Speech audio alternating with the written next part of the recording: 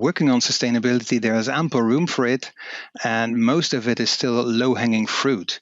So yes, it's possible without a high cost immediately. And still be profitable. Still be profitable, yes.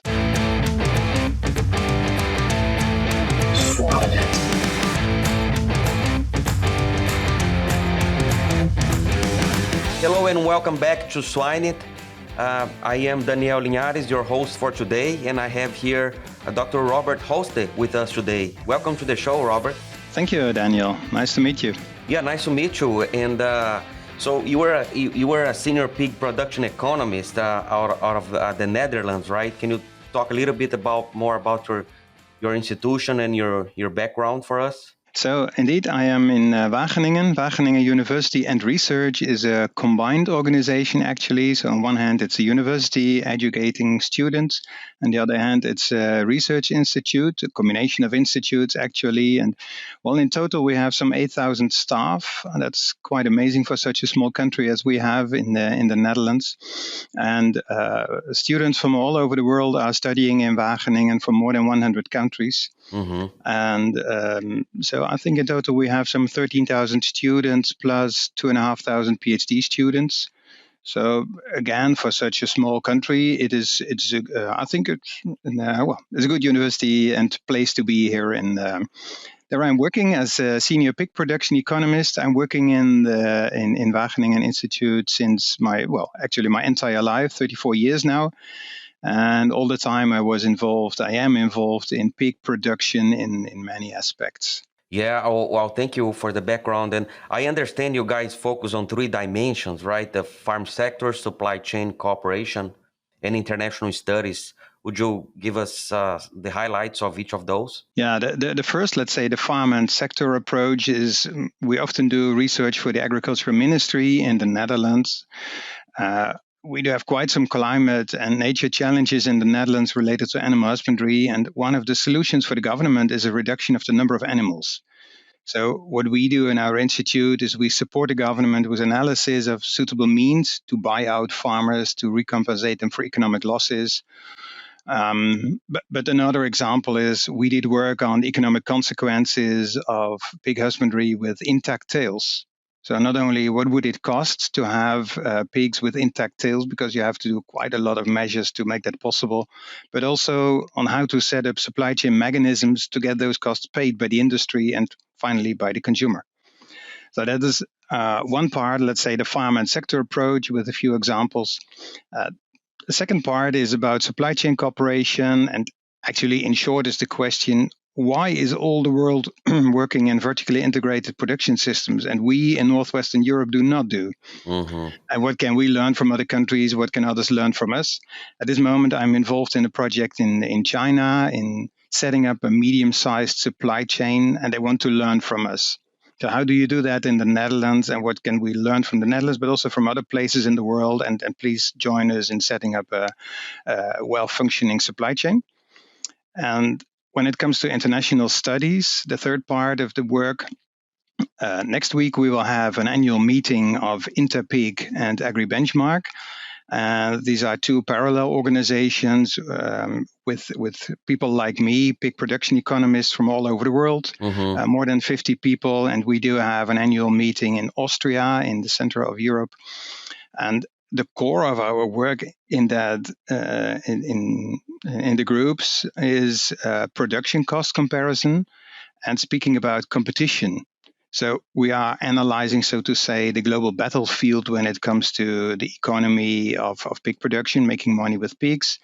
And for us in Europe, it is important to look forward on how to survive in the battle of the giants. Many farms in Europe are relatively small, and so technical performance is very high, but that's just part of the story. So the question is, how can we survive knowing that you in the US are very big producers and you are exporting all over the world? China is increasing production, still on a very high cost of production, and so they have their troubles. And what is our role, and how can we survive that?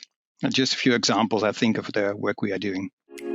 Looking to boost the productivity and health of your swine herd? High D is the original pure source of 25-hydroxy-D3, proven in over 100 research trials and fed to millions of pigs each year in North America. High D improves bone strength, immune health, and enhances overall performance. Whether you want to improve sow longevity, get heavier nursery pigs, or help your grow-finish pigs thrive, trust the original, proven 25-hydroxy-D3 High D. Learn more at dsm-firmenich.com/hy-d. Talking a little bit more about those international ones, in Europe, for example, we talk about cost, and what are the opportunities to improve that? Farmers typically and historically were focusing on two directions. One is to improve the zootechnical performance, to have more pigs produced per sow and year, and the other hand is to increase farm size.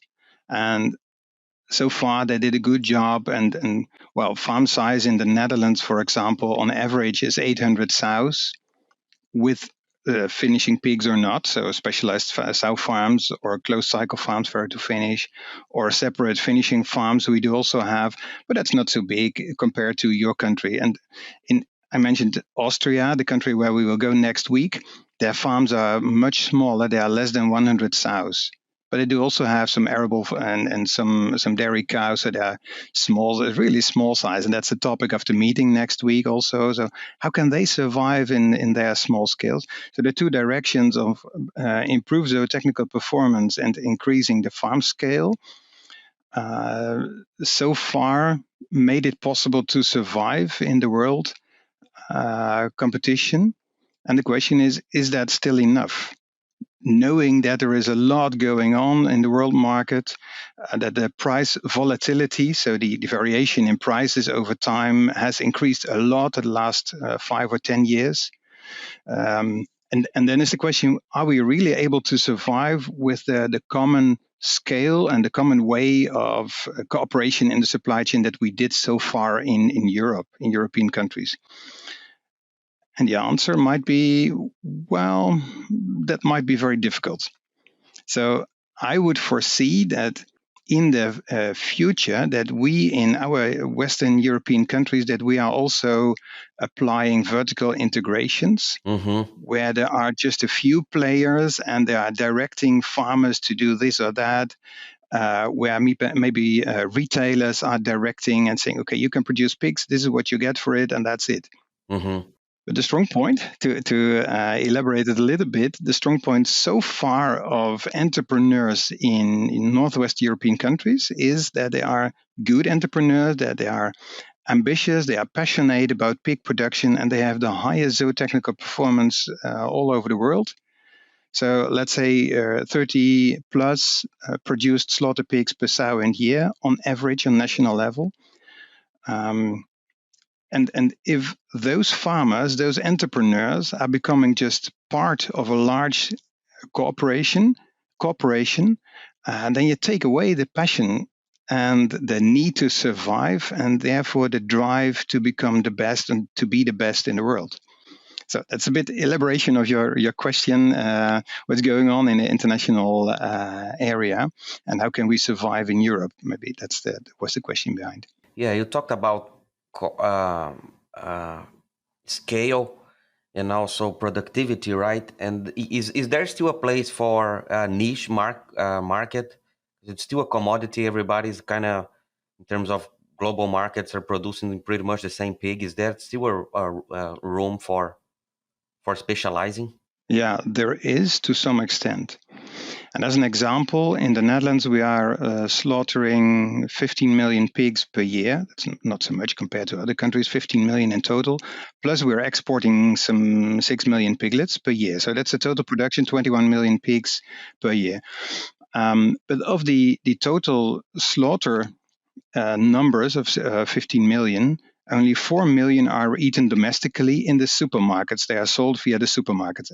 And those pigs are produced under a higher standard with added value, added animal welfare, as the core, but also some other sustainability topics like responsible soy, non-deforestation with the soy, but also low carbon footprint, etc. So yes, there is some room for added value in some countries. And that's logic, because when consumers have a good income, they can spend a bit more money on food. They do not only spend money to a lot of food, but also on the quality and what's more, on the ethical story behind. So consumers, once getting more money for their as income, they can spend also more attention to ethical issues like animal welfare, like protecting the world. And there we are at the topic of sustainability. What is then sustainability? But they're typically the people who have sufficient money. They can spend time and also part of the budget on added value. Yeah, I guess like it's any other business, right? You gotta be sustainable, gotta be still in business in the long term. How because when you talk with different people, they define sustainability different ways. For how help us understand here what's the definition of the word? Well, that's not a one sentence definition, but for me, sustainability has four pillars, and that is four P's: people, planet, profit, we know, but also the pig. Mm-hmm. So I would extend it to a fourth P. And then when it comes to people, we want to take care of employees on the farm, but also take care of the neighbors. So you don't want to have too much odor nuisance for the neighbors. So take care of it. The farmer, him or herself, happy people. That's the aim, so to say, of the people component. And that is what I found as a core value in several Asian food companies.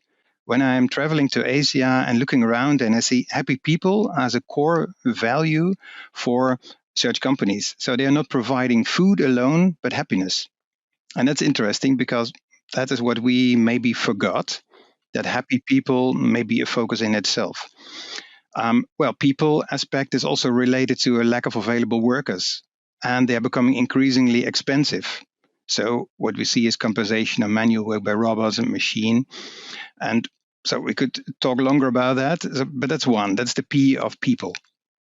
When it comes to the P of pig, the second one, animals should be taken care of. Sure, should prevent illness of pigs, biosecurity. We should improve their performance. That is what we want to, because that's the start of the profitability.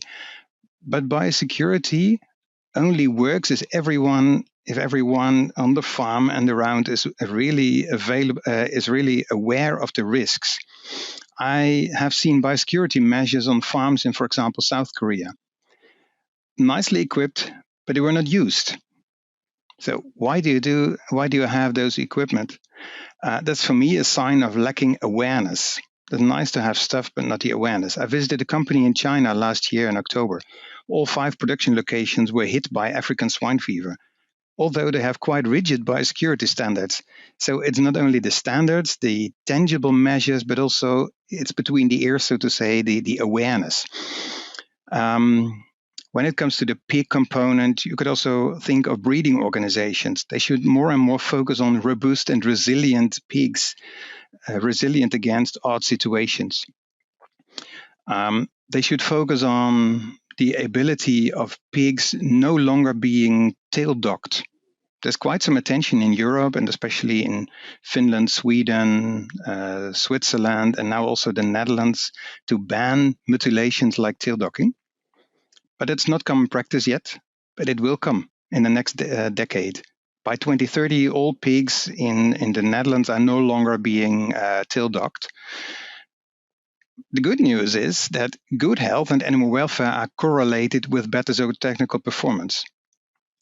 If a farmer is able to have intact tails, you have to manage everything correctly. Only then it's possible. But then also the zootechnical performance is increasing. That's also sustainability. So there's the P of pig. The third is about planet, and we should be prepared to transfer the earth to our children. That's the core of planet sustainability, I would say. They should be able to live upon the planet as well. So we need to reduce greenhouse gases. We can improve feed efficiency. We should prevent ammonia coming from the manure into the air. That's also good for the animals, once again. So all those factors are interlinked. Now, feed efficiency, as an example, it can be done by selection of ingredients. A good soy is a very good component. It's nice. Also attuning the right feed to the right pigs. But more practically, it helps a lot to prevent losses of feed through the slats. And that is what I see. There was a demonstration farm in some Asian country, slats around the feeding trough. And I don't understand. Why would you have slats around the feed trough? It should be thrown out of the trough, but then on the solid floor so that the pigs can again eat it. Again, this is about the awareness. Let's go to the fourth P, and that is about profit. It's last but not least. If there's no profit, farmers will just not be able to survive, and the entire food system will not be able to survive. So profit is precondition. And the question is, will the farmer focus on commodity production at a low cost? Can you compete then internationally, or will you go for added value? That's the question.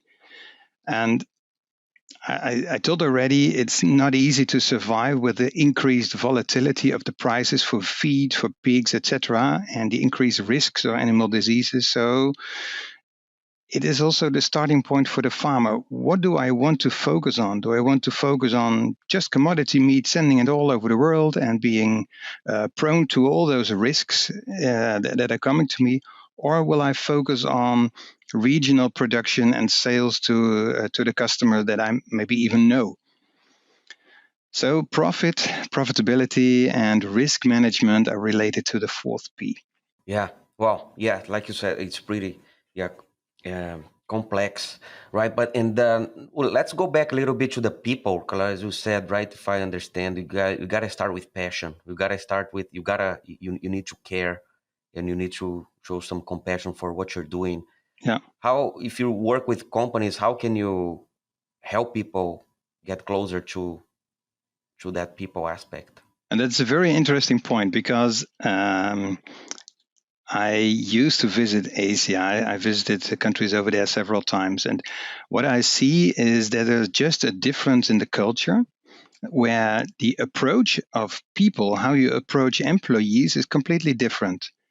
And without blaming whatsoever, that's not my point. But what I see is that people are hands. And I advise them to give them responsibility, to give them room to develop themselves, to educate, to train them. Even to have the middle management in large companies, to make them ambassadors for the good sake, ambassadors to show what could be improved. So especially the middle management, because they know what's going on the floor, and they also know the top management. They know the strategy of the companies, etc. And they bear a lot of responsibility, and they should not handle the employees just as hands, but as persons who have a responsibility. And this passionism that the passion that we were speaking about already, that's important, but not easily implemented. It's just part of the culture.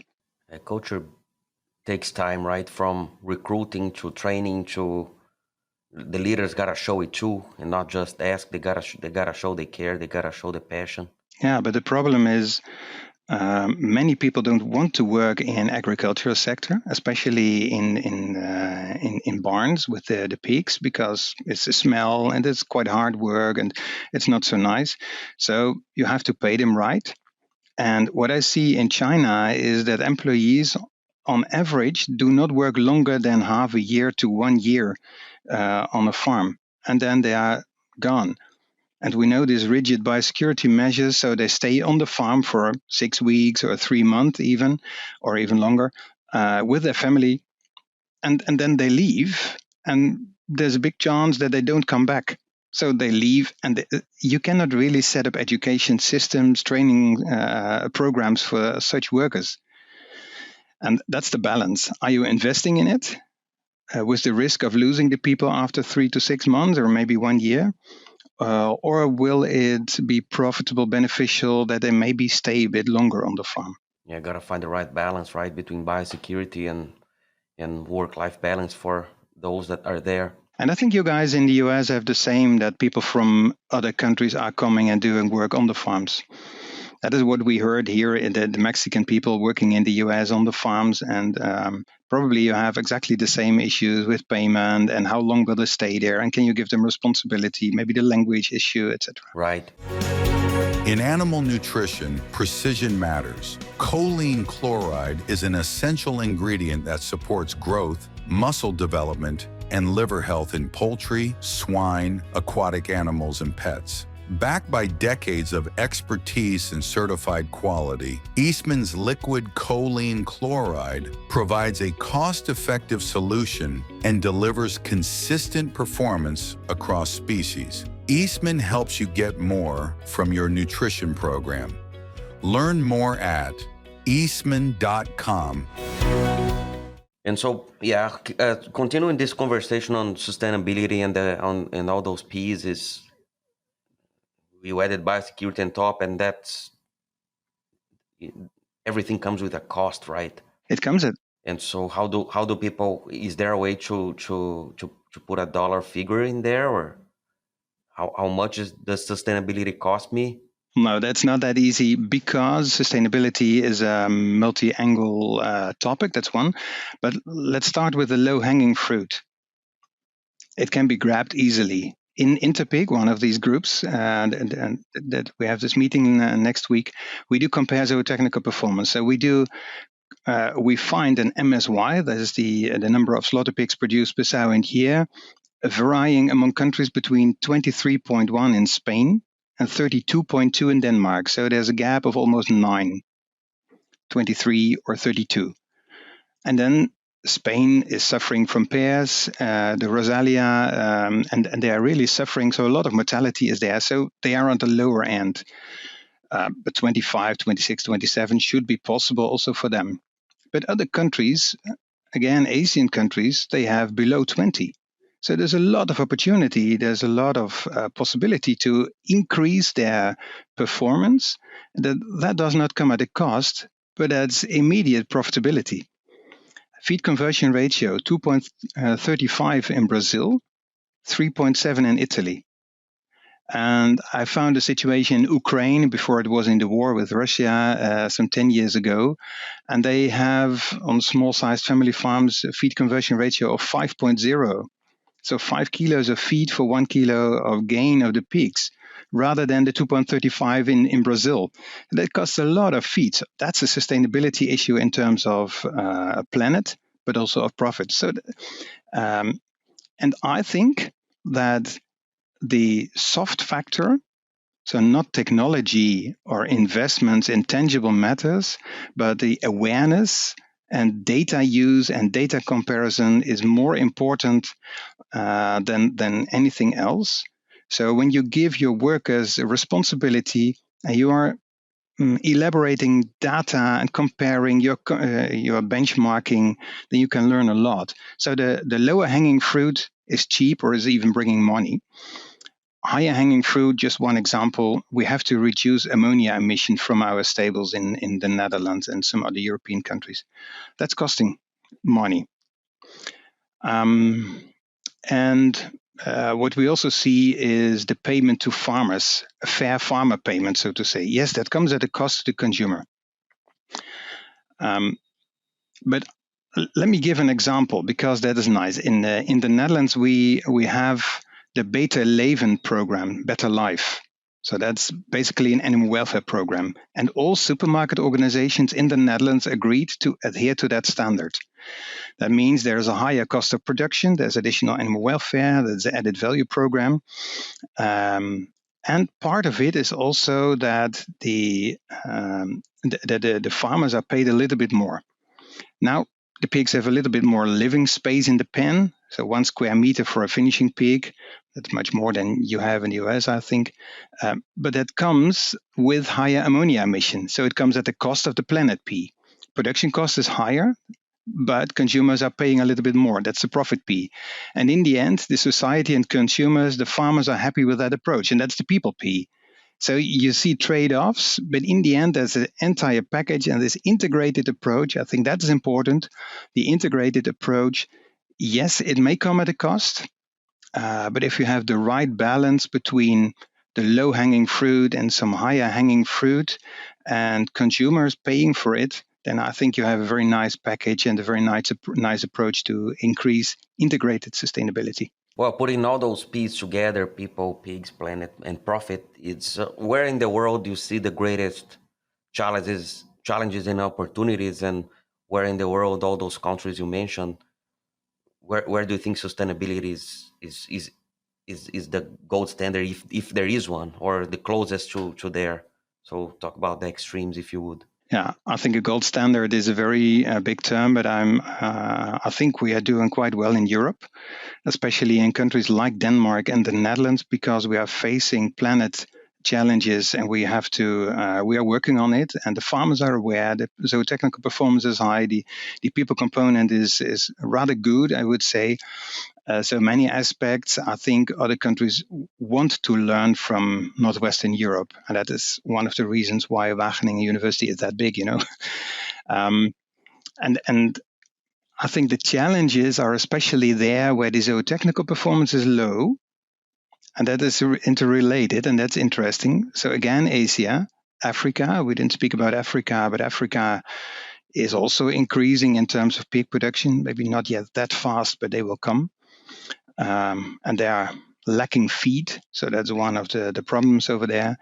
But animal welfare, it's a European issue, and yes, you have to deal with that as well. Prop 12, I know the situation a bit in your country. You will face a lot more developments there in the US, and I think in the coming 10 or maybe 20 years, you will see a tough standard coming up for animal welfare, simply because the consumer does not accept longer the situation as it is right now. We have very strong NGOs, and you do have them as well, but we have NGOs even into the parliament. We have the Party for the Animals, and they are forcing standards to a higher level than most of the consumers would wish, but they have to adhere to it because it was accepted. So a gold standard is I don't want to boast, that's not my point, but I think others say Europe is a good example and we can work on that. Another example, in China, an animal welfare law was initiated there some 5 years ago. But it's not because they want to approach an animal as a sentient being, but when the housing circumstances for the pigs are good, then the food is probably more safe. So anything you speak about animal welfare is ego related, is focusing on my safe food. So there is still a way to go. Yeah.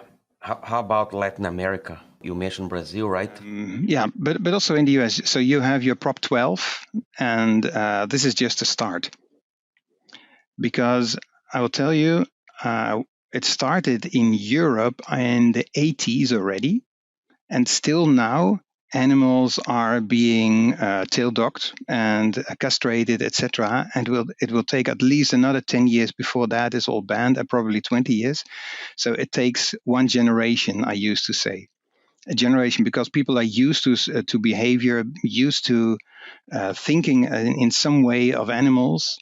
And the farmers in the US are not yet used to think of animals as sentient beings, but as production units, in my opinion. That's what I learned from the US so far. And that's the same in Brazil. That's the same in Canada. That's the same in Mexico, in Argentina, and also in Russia, in the Asian countries. Yeah. So there's a way to go in animal welfare. Oh, no doubt about that.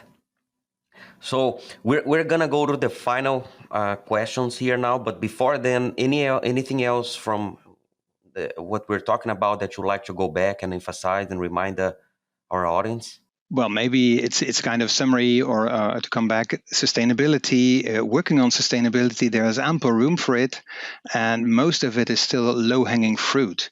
So yes, it's possible without a high cost immediately. And still be profitable. Still be profitable, yes. It's time for our famous three. The National Pork Board partners with producers, veterinarians, state pork associations, and others across the swine industry to improve the lives of pigs and people. Through collaboration, education, and support for ongoing research, NPB drives progress and helps strengthen the industry's future. Learn more at porkcheckoff.org. All right, that brings us to the final questions, the famous three, as they say.